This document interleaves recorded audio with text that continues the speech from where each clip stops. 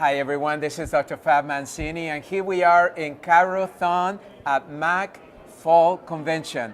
Now, we've been here all morning with you. We started last night, and this is really a great opportunity for us to do kind of like a Jerry Lewis telethon for chiropractic. This is what the CHIROTHON is. We're raising funds not only from our chiropractic doctors, chiropractic assistants, patients, but even individuals that just want to support this holistic profession that we have been serving for over 128 years. And we need it because right now we have the majority of the people still not experiencing chiropractic. So we need to raise some funds because the Foundation for Chiropractic Progress has one mission: positive press for chiropractic, and that's what you're funding today.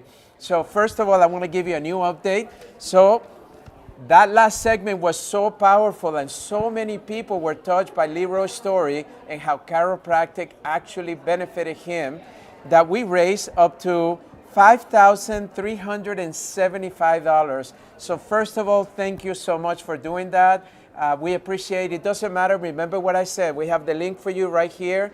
We can donate $10, $50, $100, $1,000, $10,000, whatever you feel you can give. Just know that every single dollar will go towards positive press for chiropractic. So also remember that the top 2 donors are going to get this amazing backpack, and we're so grateful to you, but we want you to be the one taking that backpack home. So our next guest needs no introduction. I got to tell you, Dr. Janice Hughes is a legend in our profession. She has been a leader, an author, a speaker, a trainer to thousands of us out there. Most importantly, she's very passionate about autism. We know her work from that, but now the neurological disorders that are plaguing so many of our loved ones, and that's what she's now collected all these interdisciplinary doctors that really have one mission, and that is to show the world that this brain of ours is, we call it neuroplasticity, but it's a moving organ that is constantly adapting to the circumstances and environment around us. So Janice, first of all, you saw how excited I was to see you. It's been a while since I've seen you. Too long. I long. want to just say thank you for the great contributions you made to our dear profession for so many years. Thank you. So tell me a little bit about this. So I know that during the pandemic, health became a pretty much important issue out there for people. Right. But then at the same time, it brought in a question, and that is, sometimes it's difficult to talk about health because people have their own opinions, and we saw that related to the vaccine. Right. We didn't know, like we were tippy-toeing, do I say I'm going to do it, not do it? And what else are you doing in your life to keep your immune system going or to keep your body going? What is the best way that you think for us to communicate with our loved ones regarding their health and making sure that they realize that health must be a priority? Yeah, I think it's really important for everyone listening to understand that, the best way I like to start is that how you live your life is through your brain and nervous system. This is why chiropractors are so focused on this, because everything that you taste, touch, think, smell, do, everything comes through your brain. And so what happens, though, is that we have a culture that has spent a lot of times telling us what to do with our health. The traditional system, it's all segmented into bits and parts, and when there's something wrong with your leg, everybody's focused on that versus what runs and controls all of the things that you're experiencing. So that really started me as a chiropractor. So my background is a chiropractor in practice with a very wellness-based practice. I worked with a lot of kids with very special needs, unique learning challenges. And so a lot of it for me was, how do you unlock the brain? And what I realized even myself in practice, I'm a certain personality style, and I was spending a lot of time telling someone about their health. And then I had to really pivot and say, if you come in to see me, wait a minute, this isn't about me anymore. This is about you. And how do we talk to your brain and your style? And so what's happened, I think COVID has just escalated this. We have all been being told what to do without a lot of rationale or without a lot of science behind this. And so I think the great news is all of you listening are realizing, wait a minute, how do I become my own advocate? Or how do I communicate what my needs are? And that gets a little difficult when you think about going into a doctor. And I always like to describe about personalities. I go back to, there's a whole bunch of personality profiles. And some of you listening may have done leadership profiles about how you communicate in your business, or there's things like the Enneagram. But I go a lot to what I call the 4 quadrants. And I learned it luckily young in my career, which allowed me to make all the communication about the patient. So I could pivot from telling them to say who's in front of me and how do I engage them. So how do I engage your brain? And so the best way I can describe it to everybody listening is there's basically 4 quadrants. So if you take a simple piece of paper and you split it into 4, there's a quadrant called the driver. Driver personality, we're very open with our communication, we're going to tell people what we want. We go into a medical clinic and what we're doing is saying, no, I know you're asking this, but here's what I'm here for. There's another quadrant that is the expressives, and they're going to be much more open, and there are a lot of the people that are asking, wait a minute, how do I live a better quality of life? The same thing, they're going to be very communicative, say, with your doctor. It's going to be easier to talk to your doctor. But then what happens is on the other side of this little matrix, there's 2 other styles that are much more closed with their communication. So that's the amiables, which luckily is about 40% of you in the population, meaning you're the really nice people, But then the challenge as you go to your doctor is you're almost too nice to ask really direct questions of your doctor. Or to say to the doctor, no, wait a minute, here's what I'm here for. And so that starts to set up a little bit of a challenge for the amiables. The other less open style is the analyticals. Now, the analyticals, you want to know a lot of the data, the information. That's probably what's been the most difficult for a lot of those people in the public during COVID, where you were trying to ask questions and nobody's really answering any of that. So that's my love, is I almost view, if I work on a patient, I'm not in practice anymore, but if I work on a patient or I check a child, I actually stop myself from seeing them as a physical body, and I think about them as a brain and neurology and nervous system. And how do I talk to them? Because that way we get into a relationship or a dialogue. It's interesting because to me, a lot of times our challenge is communicating effectively our value. Mm-hmm. And what you bring to the table is that understanding the profile of the person in front of you. And I don't mean just for your patients, because you can apply those same things at home with your partners and your kids and your family. But if you can understand those quadrants and you can actually see what kind of person you're talking to, right, then all of a sudden now you may have a better opportunity to communicate your value effectively instead of talking above them or not approaching them in a way that they're going to engage you. That's spot on, because that's what got lost during the pandemic, is that we're supposed to be able to have communicated the same way. We're supposed to have dialogue. Health and the scientific experience is asking questions, and suddenly we were all being told we couldn't ask questions. I know. And I'm a scientist. My background before chiropractic is I'm a microbiologist. I understand virology. I understand viruses. And so some of it just didn't actually make sense to me. But then nobody wanted to talk about it. So you're right that it's allowing a dialogue. Health is supposed to be a dialogue together versus somebody dictating to you.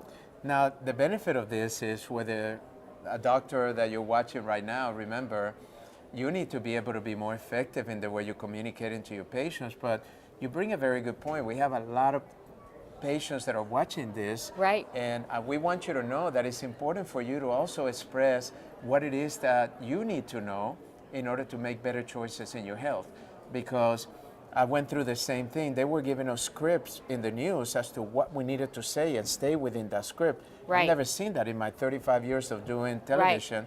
Right. I have never seen such scripted. But let's talk a little bit about this brain. I know that a lot of us that are watching, we become chiropractors and we consider ourselves nervous system experts, right? But then when you go out there into the public, most people don't know what a nervous system is. Right. But then you say the brain, and they're like, oh, the brain. But then, more and more information has come about the brain. But in your opinion, what is one thing you discover in your journey, your evolution in understanding of this brain function that you feel chiropractors still may not be tapping into? Yeah, this is a really key point, is that because we want to learn to talk to anyone's brain or have our brain engaged, it's like, what are the ways to do that? And so instead of talking about brain-based or the pain actually comes from your brain, like, I'd love our profession to really pivot that what people are looking for is, how does the brain actually interpret the world? And so what happens a lot is, the best way to stop and think about it is, the way our brain works is our amygdala, so a part of the brain that the doctors listening will know, is basically like the traffic cop. And the traffic cop takes anything we hear, we fear, the overwhelm in our lives, and it just stops every thought, idea, and pivots it right back to the hindbrain. So we are probably reacting. 80% of your brain is reactive. So we are reacting to something that was said when we were little, or our past experience, or the patient that was 5 people before the person in front of us. And so what's happening is, we're in this like overreactive kind of a fight or flight. Even though we think we're really relaxed and engaged, our brain is pivoting to the hindbrain. So the key is, you want to start to think about what unlocks and has things go to the upper forebrain. The forebrain is where we make all of our logical decisions for ourselves, but every one of you as a patient listening, that's what a chiropractor or a doctor needs to talk to, is, how do we talk to the rest of your brain? And the number one way to do that is surprise and delight. Why do you think when we take a young athlete, so my husband's a chiropractor, and we have a very brain-centric practice for him now. And he's doing a lot of this really engaged training with athletes looking for increasing their performance. It's a game. They are so engaged, then you can see the neuroplasticity happening. And it's amazing to watch. And when I go in and I do my sessions, like, my brain lights up.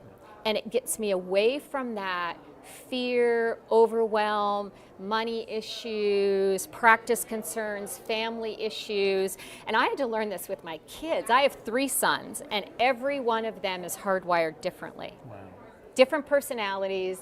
I had to learn, because the driver in me was, here's what we're going to do. Right. And we're going to get in the car, and away we go. And I'd have one of my sons right there in the car with me, and one of my other sons is in a meltdown crying on the stairs. And I'm like, dude. And the issue is, he thought I was screaming at him because I was so direct or driver-like. So really how the brain works is, light it up, have fun, engage the brain. And people walk out, and when you walk out for the public listening of an office where you've had your brain lit up, or you see what this can do, and you'll never forget that.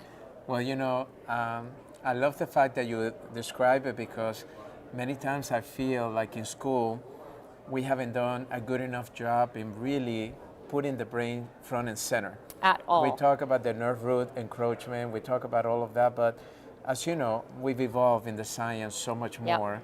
But let's talk a little bit about something else that I'm a little bit concerned about, and that is, in the mental health world, they're talking about the mental health tsunami, all this depression, anxiety, suicides that are happening. Where do you see that as chiropractors, we can play a role in that space, especially leveraging our understanding, our impact on the nervous system and the brain through a chiropractic adjustment? I believe chiropractors are the brain specialists to create pivots. An adjustment is like a lightning fast reset. It's a neurological reset. It's not about the joint. Norman Doidge, a psychologist, hundreds of articles, books, and he's talked about what happens is, already a stressed brain fatigue, concern, worry, life, COVID, this, that. You're in your hindbrain, your amygdala is the cop, and what starts to happen is you're not even hearing or aware of things. And then as you slow down, as a joint isn't moving, as you're not out walking or engaging in the community, as you don't have movement, your brain deteriorates even more. So chiropractors, from my perspective, need to be leading this. We need to be on the brain train. Instead, what's happening is there is a lot out there that's talking about regenerative medicine or the dementias, but what's happening is you even look at some of the books. There's a great book called Outlive, and it's an MD that is really talking about all facets of your health and how to live to 100 and be really vital. But what are they saying? Other than talking about the adjustment, they're actually talking about the things that we need to be talking about as chiropractors. And I think that that is a missing opportunity, because we know that from the days of Didi Palmer, he also talked about the autosuggestion, which is part of the brain function. But now I see a lot of people really struggling with all their stressors. And how do we introduce our benefit in chiropractic, but also leveraging the science of the brain? Right. I mean, that's evolved so much. Look at the way we used to think about the brain 30 years ago, and now we look at it as a living organism. We realize that it's a constant adaptation to any environment, any stress, anything. And I think that it's an opportunity for people to really drive that. You talked a little bit about the cognitive declines, the dementias and Alzheimer's and all of that. How big of a challenge, or even the lack of sleep? A lot of people are really struggling. What are some of the suggestions of how can we play in those arenas that are so popular out there, instead of always being back and neck pain and low back pain, which is great because we're good at it, but it's still over 80% of our patient base. Right, versus how you live your life is through your brain. And you know pivoting what? to That's that, a great title for a book, by the way. Absolutely. Love it. Love that and, concept. You know, one of the mantras I'm talking about here this afternoon at the conference is brain, not bone. As a profession, chiropractically, we have been so caught up. And believe me, I love different techniques. I've been adjusted by some of the world's best chiropractors. But like both of us, as we travel, Dr. Mancini and I have done mission trips together. And I am all about the power of the adjustment.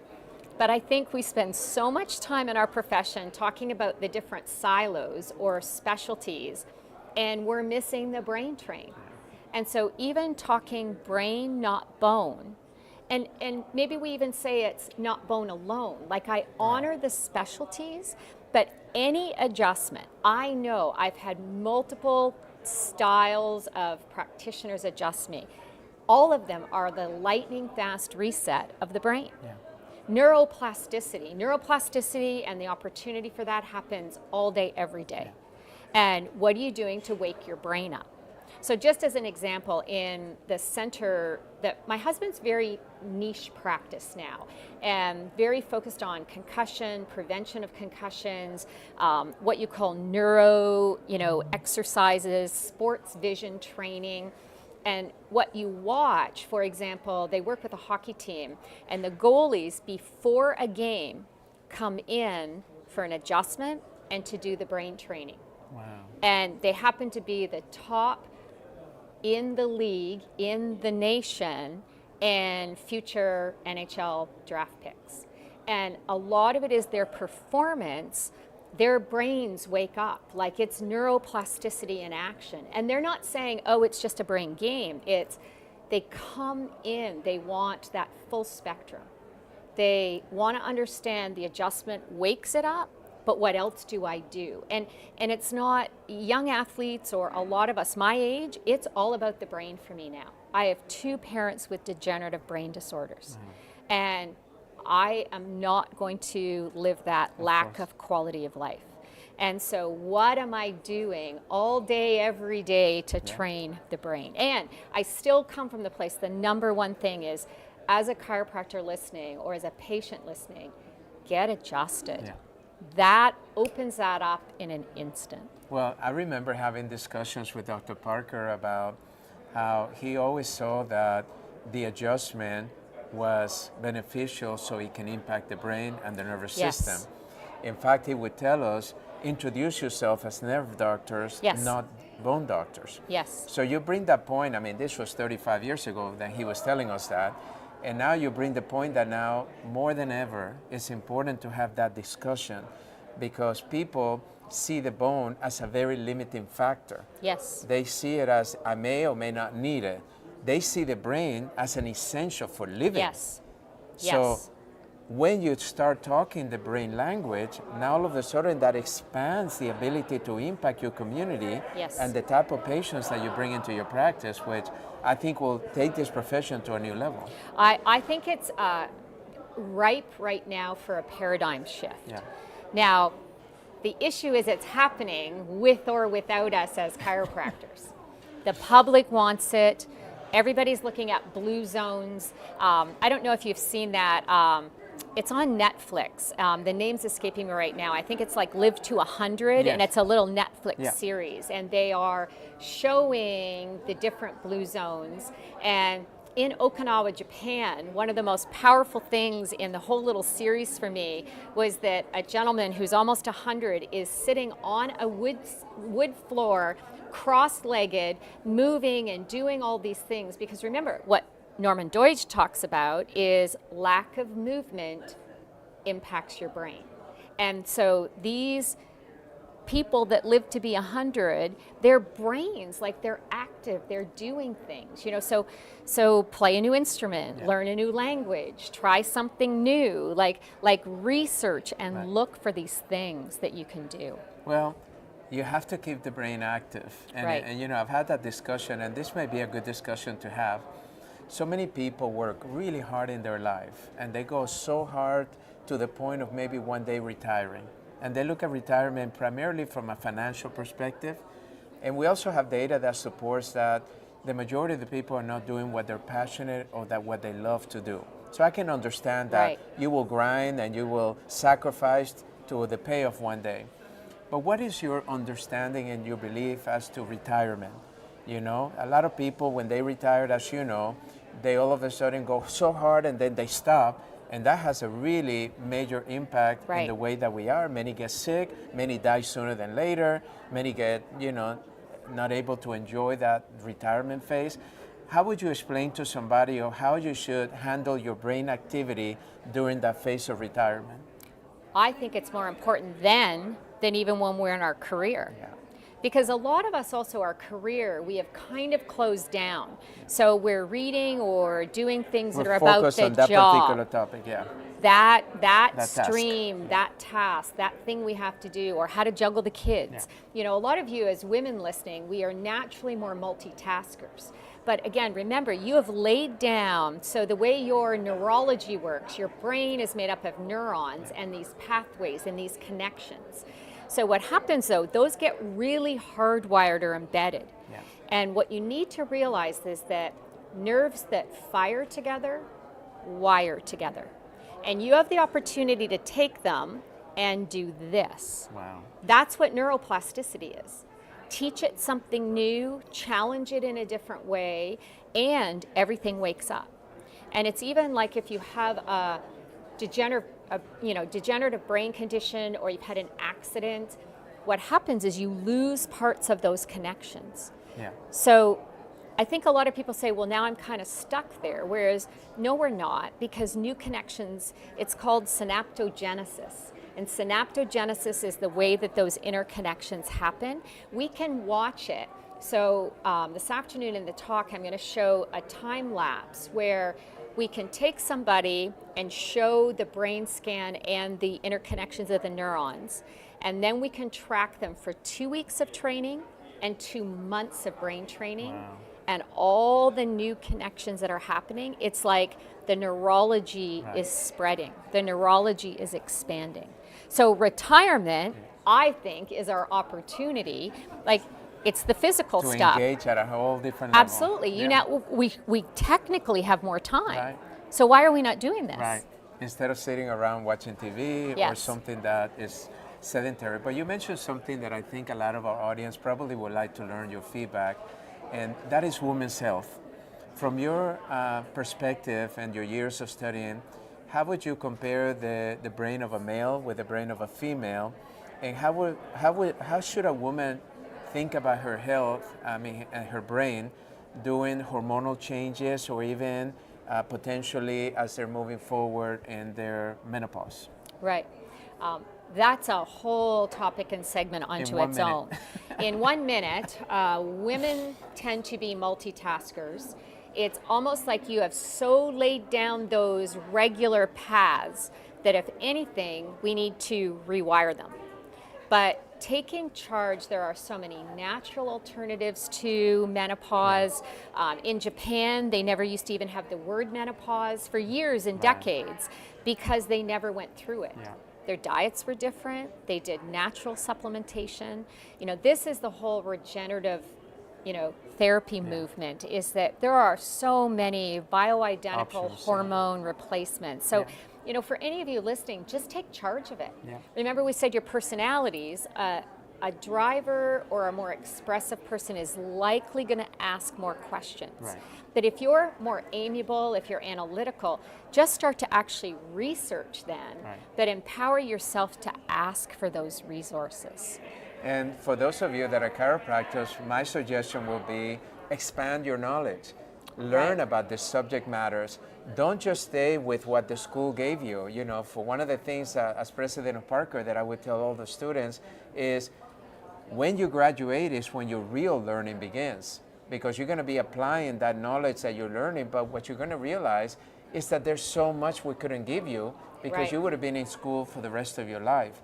So I want to make sure that hopefully this segment and Dr. Janice allowed you to realize that there's so much more to us as chiropractors that we can be living.